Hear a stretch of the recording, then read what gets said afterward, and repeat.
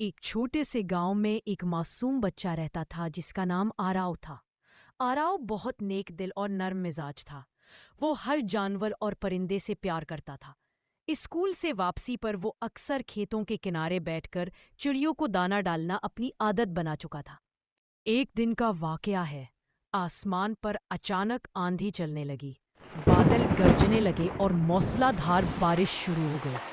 آرو جلدی جلدی اپنے گھر کی طرف دوڑ رہا تھا کہ اچانک اسے ایک درخت کے نیچے سے چوں چوں کی تیز آواز سنائی دی۔ وہ قریب گیا تو دیکھا کہ ایک چھوٹی چڑیا کا بچہ گھونسلے سے گر کر زمین پر پڑا ہے۔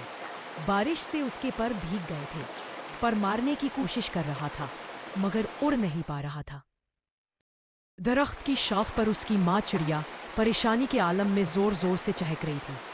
وہ نیچے آنا چاہتی تھی مگر قریب سے لوگ گزر رہے تھے اور ایک کتا بھی بھونک رہا تھا، اس لیے وہ ڈر رہی تھی۔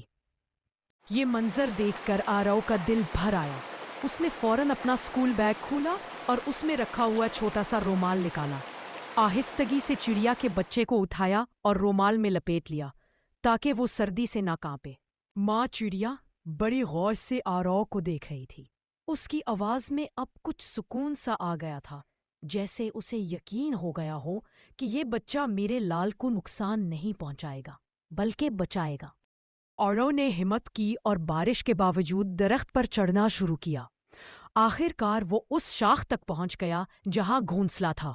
اس نے احتیاط سے چڑیا کے بچے کو گھونسلے میں رکھ دیا۔ ماں چڑیا نے فوراً اپنے پروں سے بچے کو ڈھانپ لیا، جیسے کہہ رہی ہو، شکریہ میرے ننھے دوست۔ آراؤ کے چہرے پر مسکراہٹ تھی۔ اسے محسوس ہوا کہ اس نے دنیا کا سب سے قیمتی خزانہ حاصل کر لیا ہے۔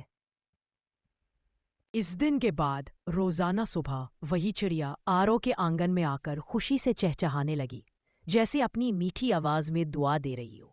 اور آراؤ بھی جب کھیتوں کی طرف جاتا تو اپنے ساتھ تھوڑا سا دانہ لے کر جاتا تاکہ اس کے نئے دوست چڑیا اور اس کے بچے کبھی بھوکے نہ رہے۔ سبق یہ کہانی ہمیں سکھاتی ہے کہ چھوٹی سی نیکی بھی کسی کی پوری زندگی بدل سکتی ہے۔ چاہے انسان ہو یا پرندہ، دوسروں کی مدد کرنے سے دنیا اور بھی حسین لگنے لگتی ہے۔